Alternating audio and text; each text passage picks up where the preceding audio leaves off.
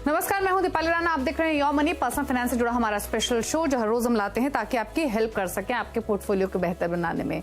यानी अगर आपके पास इन्वेस्टमेंट से जुड़ा हुआ कोई भी सवाल है, आप नया पोर्टफोलियो क्रिएट करना चाहते हैं, एग्जिस्टिंग पोर्टफोलियो पर हमारे एक्सपर्ट्स की एडवाइस लेना चाहते हैं, तो आप पार्टिसिपेट कर सकते हैं इस शो में। काफी सारे सोर्सेज हैं जिसके थ्रू आप इस शो में शामिल हो सकते हैं। yourmoney@nwl18.com हमारा ईमेल आईडी है। इसके अलावा व्हाट्सएप पर अपने सवाल भेज सकते हैं। 7045220000 हमारा व्हाट्सएप नंबर है। और सोशल मीडिया यानी फेसबुक, ट्विटर पर सीएनबीसी आवाज के हैंडल पर जाइए, आप अपने क्वेश्चंस यहाँ पर देख सकते हैं, पोस्ट कर सकते हैं। ये शो लाइव भी देख सकते हैं अगर आप घर पर नहीं है, टीवी के सामने नहीं है तो सोशल मीडिया प्लेटफॉर्म्स के थ्रू क्वेश्चंस भी भेजिए, प्लस ये शो भी आप देख सकते हैं।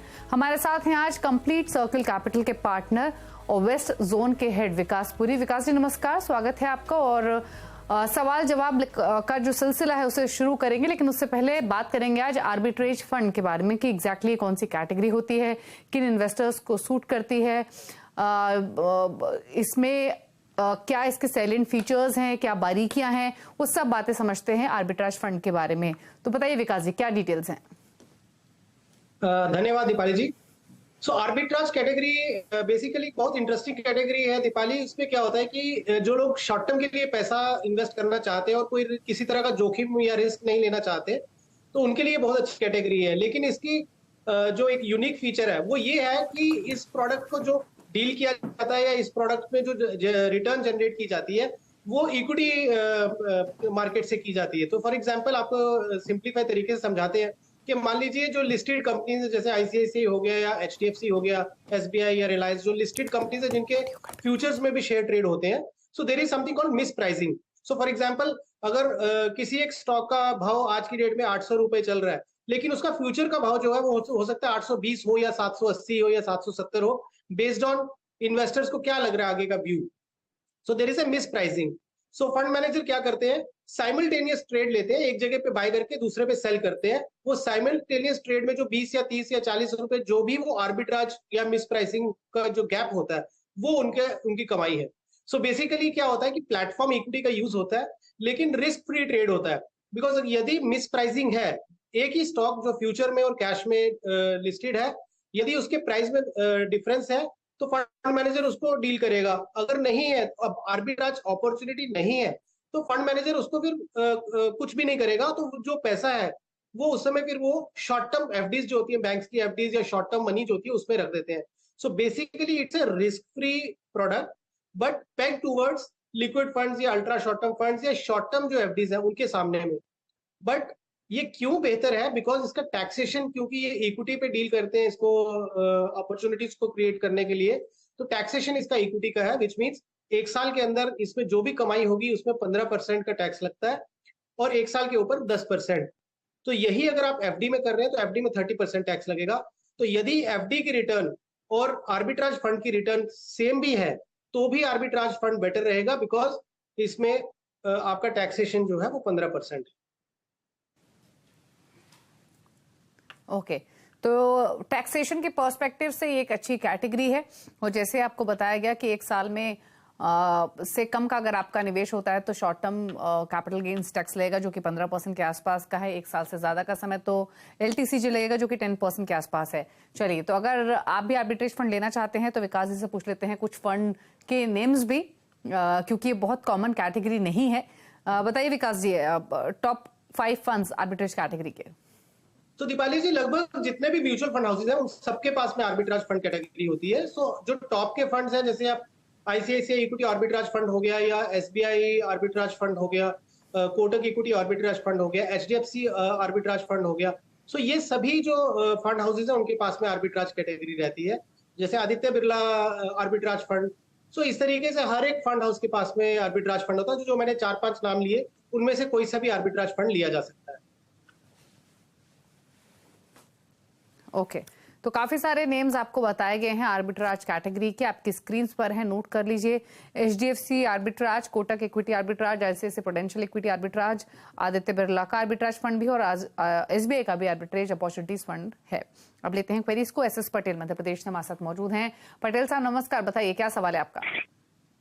सर मैम, मेरा सवाल ये है कि मैंने 20 से 25 साल के होरिजन में मैंने इन्वेस्टमेंट कर रखा है 17,000 पर मंथ का SIP में। तो मुझे उसमें 4.5 करोड़ का कॉर्पस कलेक्ट करना है। कब की आपने SIP स्टार्ट? कितना एक्युमुलेशन ऑलरेडी हो चुका है? मैम 2022 में मैंने स्टार्ट किया था। तो कितने अभी वैल्यू क्या है पोर्टफोलियो की, कभी चेक किया आपने? यस मैम, अभी 1,70,000 के करीब है। ओके, हाल ही में स्टार्ट किया है। 1,70,000 की पोर्टफोलियो की वैल्यू है, 17,000 की SIP है और 4.5 करोड़ का टारगेट है 20 से 25 साल में। अब क्विकली इनके मैं फंड्स बता दूं जो 17,000 के लिए ये डाल रहे हैं। 4 ही फंड्स इनके पास हैं। महिंद्रा मनुलाइफ स्मॉल कैप में 2,000 रुपए महीना, Tata Nifty mid cap 150 momentum में 5,000 रुपए महीना, UTI निफ्टी 200 मोमेंटम में 5,000 रुपए महीना और एडवाइज स्मॉल कैप में 5,000 रुपए महीना।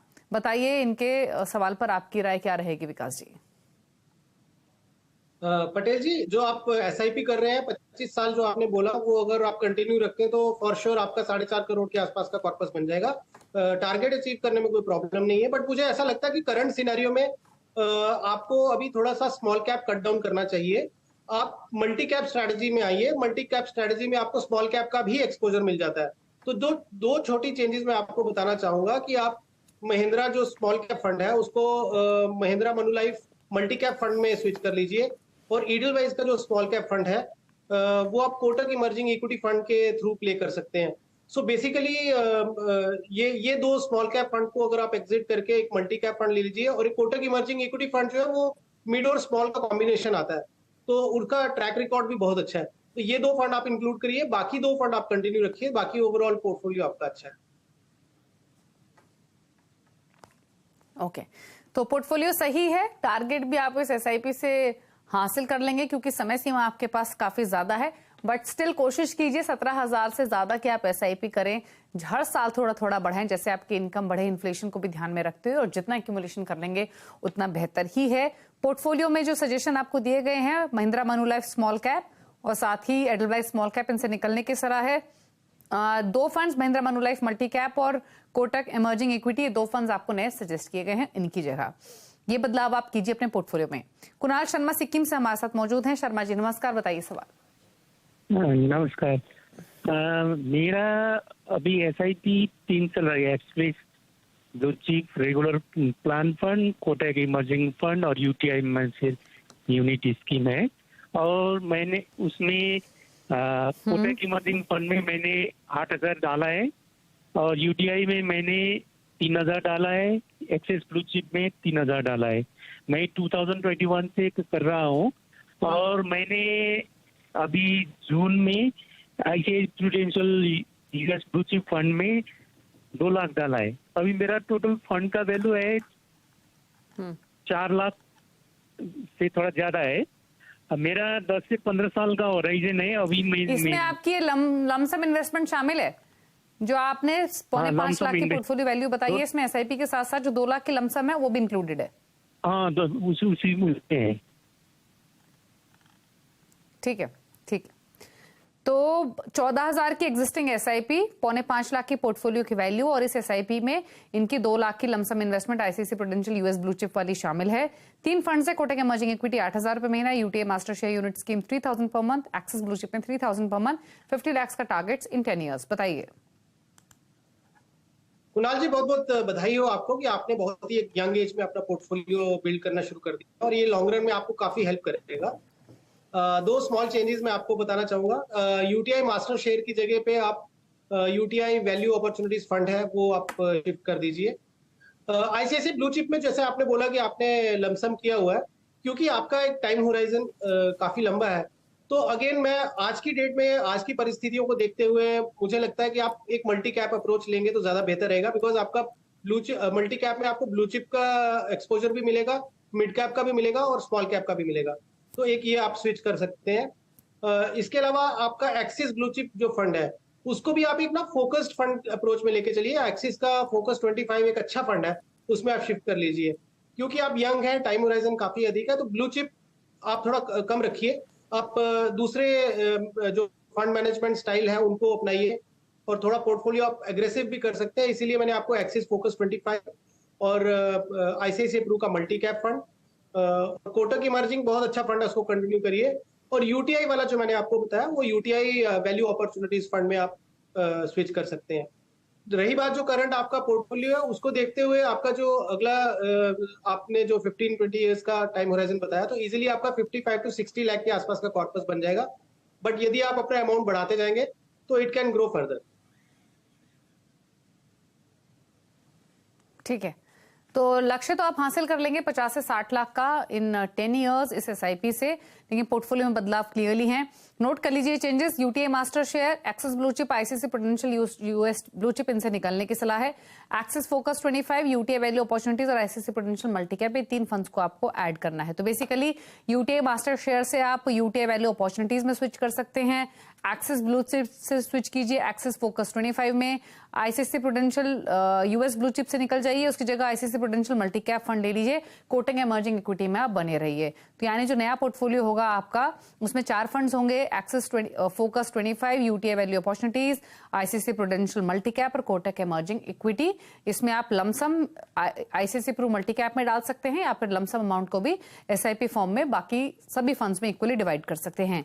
एक और सवाल लेते हैं, आदित्य शर्मा ने देहरादून से भेजा है ईमेल के थ्रू।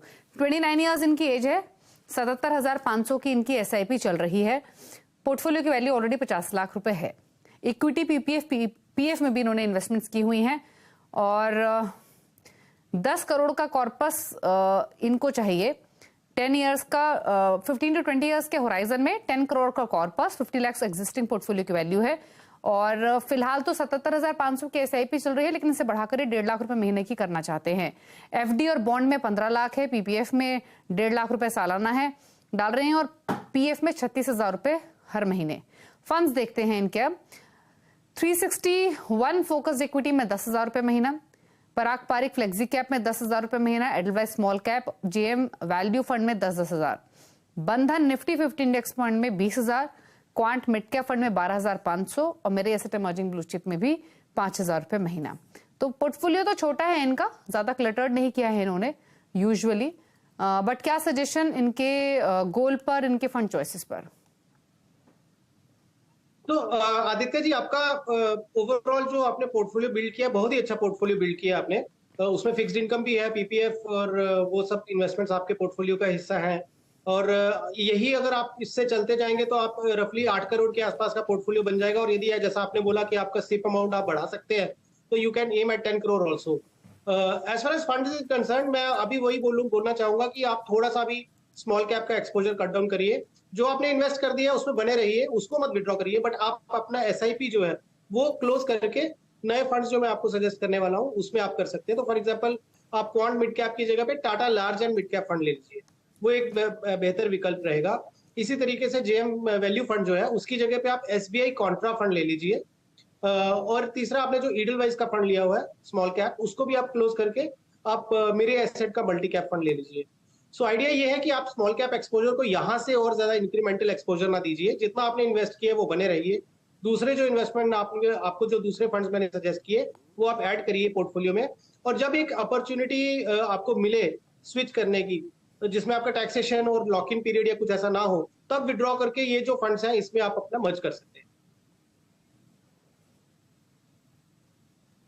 ओके, तो आपके लिए सजेशन यही है, थोड़ी सी एसआईपी बढ़ाएंगे तो अपने गोल को हासिल कर लेंगे। ऑलरेडी आप 1.5 लाख का टारगेट लेके चल रहे हैं, तो आसानी से अपने गोल को आप हासिल कर पाएंगे। आपके इक्विटी पीपीएफ को भी मिला लेंगे तो भी आप अपने गोल को हासिल कर लेंगे। तो इन्वेस्टमेंट प्लानिंग आपकी अच्छी है, जो टारगेट आप लेके चल रहे हो उससे ज्यादा एक्यूमुलेशन कर लेंगे। बदलाव थोड़े सजेस्ट किए गए हैं आपको। जेएम वैल्यू फंड की जगह आप एसबीआई कॉन्ट्रा को पिक कर लीजिए, वहां फंड्स ट्रांसफर कर दीजिए, इस फंड से एग्जिट ले लीजिए। इसके अलावा Edelweiss small cap, quant mid cap से भी निकलने की सलाह है और इनकी जगह आपको मेरे asset multi cap, Tata large and mid cap लेना है। तो बेसिकली अब आपका नया पोर्टफोलियो कैसा होना चाहिए? मेरे asset multi cap, Tata large and mid cap, SBI Contra fund, ये 3 फंड्स का एडिशन होगा। 3 फंड जो निकलेंगे उसमें Edelweiss small cap, quant mid cap और जेएम वैल्यू फंड है। और इसके अलावा जो बाकी फंड्स हैं आपके पोर्टफोलियो में वो आप एज इट इज कंटिन्यू कर सकते हैं। तो 7 फंड्स हैं, 3 बदलने हैं, 4 एज इट इज रखने हैं और इन्वेस्टेड रहिए इसी पोर्टफोलियो के साथ, टाइम टू टाइम रिव्यू करते रहिए। इसी तरीके से अपने पोर्टफोलियो के बाकी प्लानिंग आपकी ठीक है। रुक रहे हैं इसी के साथ एक ब्रेक के लिए। ब्रेक के उस पार कुछ और क्वेरीज को शामिल करेंगे। आप देखते रहिए मनी।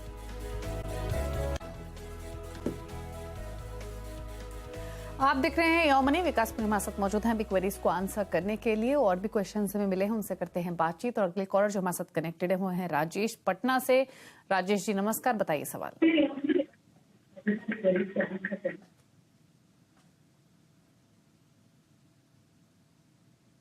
सवाल पूछिए राजेश जी। टीवी की वॉल्यूम कम कीजिए राजेश जी, और प्लीज अपना क्वेश्चन पूछिए। हाँ मैम, अभी मैं 4 फंड में 33,000 रुपये इन्वेस्ट कर रहा हूँ। 4 फंड में, ठीक है, 4 फंड में 33,000 रुपये। मेरा असिस्टेंट इमर्जिंग ब्लू चिप में 6,000, कैनरा बुको ब्लू चिप में 15,000, कोटक स्मॉल कैप में 6,000, एक्सिस मिड कैप में 6,000। मुझे सर मैडम 10 साल में 1.5 करोड़ रुपया चाहिए और 25 लाख रुपया कैश है। और 3 साल में हमको कहाँ इन्वेस्ट करना?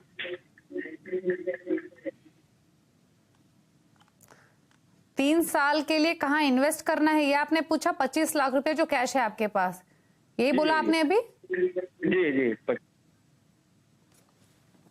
और इसके अलावा आपका गोल क्या है जो ये एसआईपी कर रहे हैं आप 33,000 रुपए महीने की? इसको कोई विजन लेके चल रहे हैं कि इतने समय में इतनी रकम चाहिए, ऐसा कुछ? हाँ मैम, 10 साल में मुझे 1.5 करोड़ रुपया चाहिए। ओके, ठीक है। तो जो डिटेल्स इन्होंने भेजी थी विकास जी, उससे थोड़े से इनके गोल्स चेंज हो गए हैं और इन्वेस्टमेंट भी तो शायद आपको रिकैलकुलेट करनी पड़े अपनी स्ट्रैटेजी। तो मैं मेंशन कर देती हूँ, तब तक आप देख लीजिए। 33,000 की एसआईपी चल रही है जिसकी वैल्यू है 15 लाख। ये इनका म्यूचुअल फंड पोर्टफोलियो है जिसमें इनके पास है कैनरा रोबोको ब्लू चिप 15,000 रुपए महीना, मेरी asset emerging blue chip, Kotak small cap और एक्सिस मिड कैप में 6,000 रुपए महीना है। तो ये तो 4 फंड्स हो गए इनके एसआईपी के। अब इनका दूसरा सवाल ये था कि 25 लाख रुपए कैश है जो इनको डालना है फॉर 3 ईयर्स, और इसके बाद 10 साल में इनका 1.5 करोड़ का टारगेट है। तो बताइए इनके लिए सजेशन। जी राजेश जी, एक तो अगर आपके पास में 25 लाख अभी है और आप उसको इन्वेस्ट करना चाहते हैं, तो मैं आपको रिकमेंड करूंगा जो आपके एग्जिस्टिंग फंड्स हैं। पहले मैं फंड्स की बात कर लूं तो आपका जो बाकी वाला पोर्टफोलियो मेरे को ठीक लगा, लेकिन आप कोटक स्मॉल कैप, अगेन मैं यही बोलना चाहूंगा कि आप निकलिए मत। जितना आपने इन्वेस्ट किया उतना इन्वेस्टेड रहिए, बट कोटक स्मॉल कैप की जगह पे कोटक इमर्जिंग इक्विटी फंड जो है वो आप एसआईपी अपना स्टार्ट कर दीजिए। बाकी आपके फंड्स आप कंटिन्यू कर सकते हैं। तो मुझे वो फंड्स में कोई इतना डिफरेंस मतलब लगा नहीं कि आपको चेंज करना चाहिए। अब आपके पास यदि अभी 25 लाख आपके पास है और 3 से 4 साल का यदि आपके पास होराइजन है, तो आप क्या करिए, इसी एग्जिस्टिंग फंड में आप उसको इवनली डिवाइड कर सकते हैं और इन्वेस्ट करें उनके अल्ट्रा शॉर्ट टर्म फंड्स में। सो जो लिक्विड फंड्स या अल्ट्रा शॉर्ट टर्म फंड्स है उसमें आप इन्वेस्ट करिए। तो फॉर एग्जांपल मान लीजिए आप 8-8 लाख के 4 फंड्स में अल्ट्रा शॉर्ट टर्म फंड में करते हैं, फिर वहां से आप एसटीपी करिए। सो इस समय आज के बाजार को देखते हुए एकदम से लमसम 25 लाख आप इन्वेस्ट ना करिए। हालांकि आपका होराइजन 3 साल का है, बट फिर भी मैं ये आपको सजेस्ट करूंगा कि आप लिक्विड फंड या अल्ट्रा शॉर्ट टर्म फंड में डाल के वहां से वीकली एसटीपी करिए 3 से 4 महीने की। बिकॉज अभी बाजार जिस स्तर पे है और आगे आने वाला 2024 का एक इलेक्शन बहुत बड़ा इवेंट है, तो इन सबको देखते हुए आप उसको स्टैगर्ड बैनर में डालिए, 3 से 4 महीने में उसको डालिए, ताकि बाजार की कोई भी वॉलेटिलिटी होगी तो उसको आप उसका एनकैश या बेनिफिट उठा सकें। आपने जो बोला आपका 1.5 करोड़ की रिक्वायरमेंट है, एग्जिस्टिंग पोर्टफोलियो प्लस 25 लाख जो आपने अभी बोला, आपका कुछ लमसम में जो जमा हुआ है, ये सब करते हुए आपका 15 से 20 साल में 1.5 करोड़ अचीव थोड़ा सा शॉर्ट हो सकता है। आपको एटलीस्ट 50,000 तक का एसआईपी करना पड़ेगा, तभी आप अपना ये टारगेट अचीव कर पाएंगे। यदि करंट सिनेरियो में आप बोलेंगे तो आपका टारगेट थोड़ा सा एग्रेसिव है इन गिवन कंडीशंस। सो आप अपना एसआईपी का अमाउंट थोड़ा सा बढ़ा दीजिए। एकदम नहीं बढ़ा सकते हैं तो आप 5,000 बढ़ाइए, फिर 1-2 साल में और 5-7-10,000 बढ़ाइए। तो इस तरीके से आप उसको बढ़ाते रहिए। यदि एसआईपी आप बढ़ाते हैं तो आप अपना टारगेट अचीव कर पाएंगे। और जो लमसम है उसको आप लिक्विड फंड में डाल के फंड में एसटीपी करिए। ठीक है, तो ये सजेशंस आपके पोर्टफोलियो को लेकर दिए गए हैं। उसको आपको प्लान करना पड़ेगा अकॉर्डिंगली, और तब आप अपने गोल को हासिल कर सकेंगे। पोर्टफोलियो की जैसे बात बताई आपको विकास जी ने, कोटक स्मॉल कैप की जगह आपको कोटक इमर्जिंग इक्विटी में स्विच करना है। और बाकी जो फंड्स हैं आपके पास, इसमें Canara bank blue chip equity है, मेरे एसेट इमर्जिंग ब्लू चिप है और एक्सिस मिड कैप है, उसमें आप इन्वेस्टेड रहिए। चलिए सवाल तो इतने लेंगे, पूछ लेते हैं विकास जी के टॉप 4 फंड्स। बताइए विकास जी, कौन से फंड्स ऑप्ट किए आपने?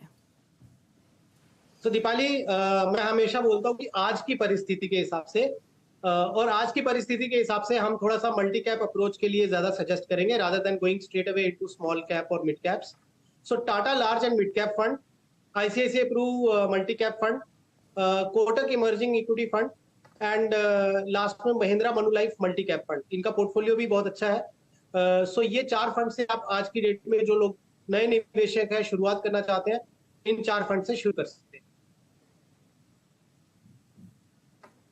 ओके चलिए, तो Tata large mid cap, Mahindra Manulife multi cap, ICICI Pru multi cap और कोटक इमर्जिंग इक्विटी, ये फंड्स आप चुन सकते हैं। Thank you Vikas ji show में आने के लिए और अपने सजेशन सभी क्वेरीज को देने के लिए, साथ ही अपने टॉप 4 फंड्स बताने के लिए थैंक यू। इसी के साथ योर मनी में इतना है। ब्रेकफास्ट पर भी खबरें जानी CNBC आवाज पर। नमस्कार।